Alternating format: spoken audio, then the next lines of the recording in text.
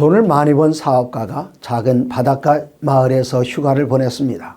마을을 산책하다가 그물을 손질하고 있는 어부를 만났습니다. 물고기를 담은 그릇을 보니 많이 잡은 것 같진 않았습니다.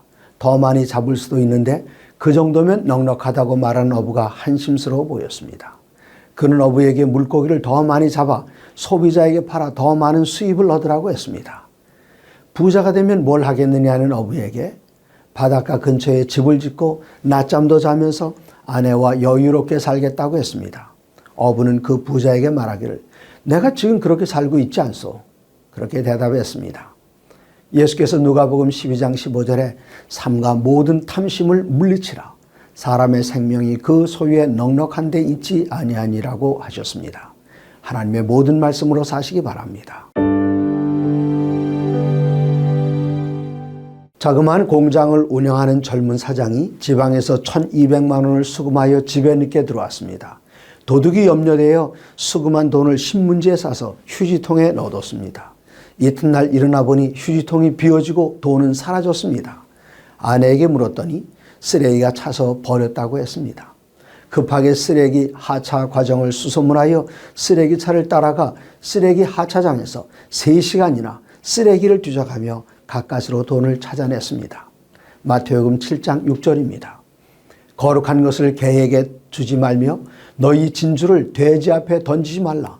그들이 그것을 발로 밟고 돌이켜 너희를 찢어 상하게 할까 염려하라. 보물은 보물 상자에 담아야 하고 진리는 정결한 마음에 간직해야 합니다.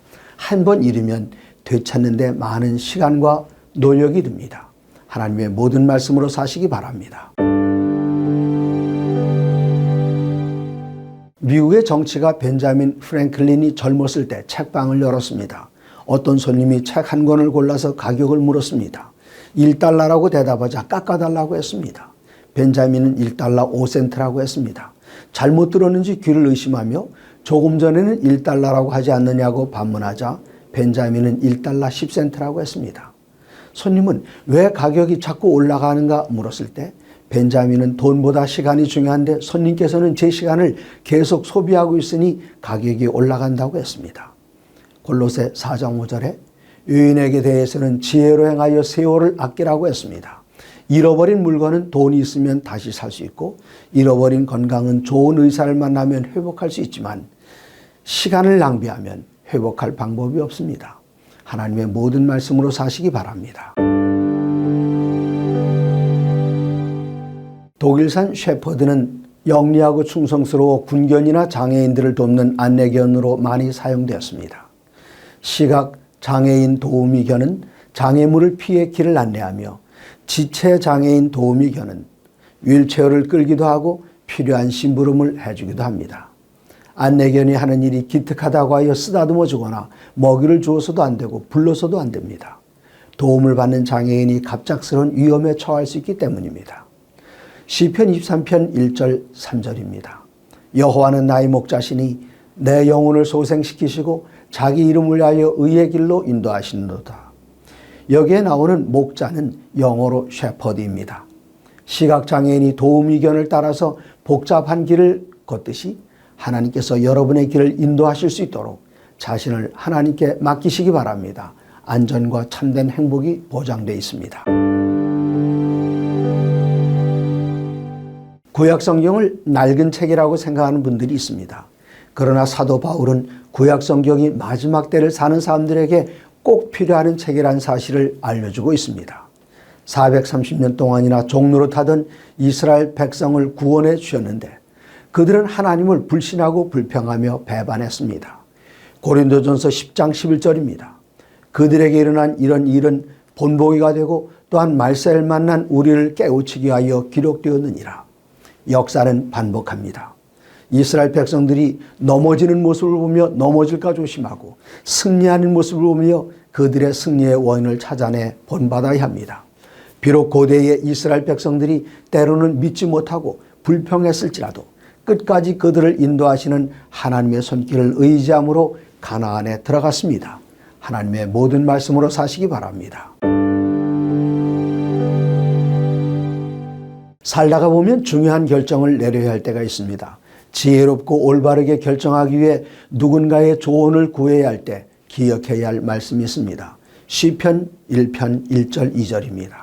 복 있는 사람은 악인의 꾀를 따르지 아니하며 죄인들의 길에 서지 아니하며 오만한 자들의 자리에 앉지 아니하고 오직 여호와의 율법을 즐거워하여 그의 율법을 주야로 묵상하는도다. 누군가의 조언이 필요한 때는 세상에 지혜 있고 경험 있는 사람들에게 조언을 구하는 것보다 하나님을 경외하고 성경을 잘 아는 사람들에게 조언을 구하는 것이 훨씬 더 유익합니다. 물론 가장 좋은 방법은 하나님께 직접 구하는 것입니다. 그러나 같은 인간에게 질문을 하기 원한다면 그가 하나님과 동행하는 사람인지 먼저 알아봐야 합니다. 하나님의 모든 말씀으로 사시기 바랍니다. 제 할머니께서는 열세 안식일 기억절과 중요한 성경절들을 늘 외우셨습니다.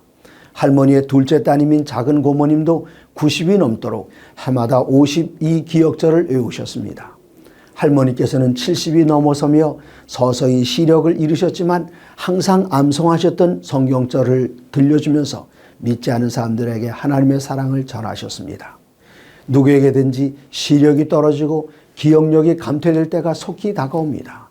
젊어서 암기해 둔 성경절들은 항상 뇌세포 깊은 곳에 저장되었다가 필요한 때에 꺼내 쓸 수 있으며 치매를 예방할 수 있습니다. 여호수아 1장 8절입니다. 이 율법책을 내 입에서 떠나지 말게 하며 주야로 그것들을 묵상하여 그 안에 기록된 대로 다 지켜 행하라. 그리하면 내 길이 평탄하게 될 것이며 내가 형통하리라. 하나님의 약속입니다. 하나님의 모든 말씀으로 사시기 바랍니다. 여러 해 전에 신문에서 읽은 기사입니다.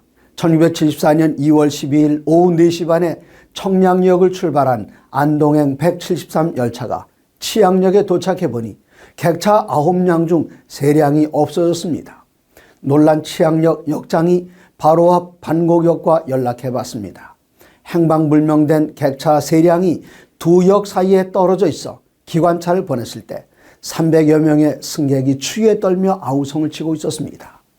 반곡역을 떠난 열차가 치악역을 향하던 중 연결기 고장으로 3량이 떨어져 나간 것입니다. 고린도후서 13장 5절입니다. 너희는 믿음 안에 있는가 너희 자신을 시험하고 너희 자신을 확증하라. 앞서가는 지도자들은 뒤에서 잘 따라오고 있는지 항상 잘 살펴야 하며 성도들은 자신이 그리스도 안에 있는가 매 순간 자신을 살피며 살아야 합니다. 하나님의 모든 말씀으로 사시기 바랍니다.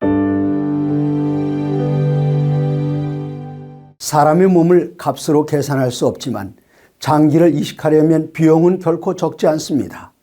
각막 이식은 1억 원, 신장 이식은 3천만 원, 심장은 5억 원, 간은 7천만 원이 필요하며 손이나 다리를 대신할 의수나 의족의 비용도 대단합니다. 살아있다는 사실만으로도 50억 원 이상의 가치가 있습니다. 이렇게 비싼 몸을 하나님께서 그냥 주셨습니다. 죄로 인하여 죽게 되었을 때 하나님의 아들의 생명을 값으로 치르고 생명을 얻게 되었습니다. 고린도전서 6장 19절 20절입니다. 너희 몸은 너희가 하나님께로부터 받은 바 너희 가운데 계신 성령의 전인 줄을 알지 못하느냐. 너희는 너희 자신의 것이 아니라 값으로 산 것이 되었으니 그런즉 너희 몸으로 하나님께 영광을 돌리라. 건강을 잘 유지하는 것은 하나님께 영광입니다. 하나님의 모든 말씀으로 사시기 바랍니다. 세상 모든 사람들이 가는 길로 가지 않고 하나님의 말씀대로 살기 위해 홀로 서야 하는 외로운 때가 있습니다. 이런 이들을 위해 하나님께서 들려주시는 약속의 말씀이 있습니다. 누가복음 12장 32절입니다. 적은 무리여 무서워 말라. 너희 아버지께서 그 나라를 너희에게 주시기를 기뻐하시느니라. 적은 무리에게 무서워하지 말라는 말씀은 적은 무리의 편이 되어 함께 하시며 그들의 안전을 보장해 주시겠다는 약속입니다. 이 세상에서 사는 날 동안의 동행과 안전뿐만 아니라 하늘아버지께서 그의 나라를 기쁜 마음으로 주시겠다고 약속하십니다. 현실의 안전에 대한 약속과 미래의 하나님의 나라의 약속이 오늘도 우리에게 믿음을 더해주고 있습니다. 흔들림 없는 발걸음으로 전진하며 하나님의 모든 말씀으로 사시기 바랍니다.